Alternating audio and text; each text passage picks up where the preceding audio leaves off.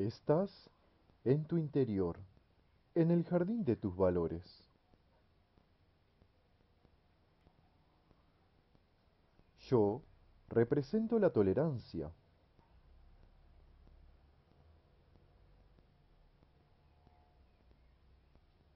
Es aceptar a los demás como son, no enojarnos porque piensen o actúen de forma diferente a nosotros.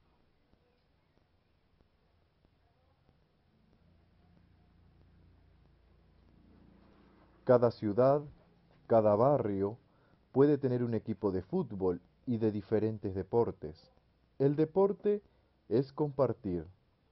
Cuantos más equipos hayan,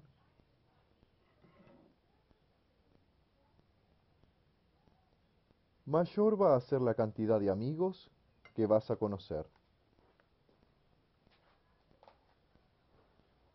Cada persona que pasa por nuestra vida es única, deja un poco de sí y se lleva un poco de nosotros. Hay que escuchar, comunicarse, intercambiar opiniones, nunca usar la violencia.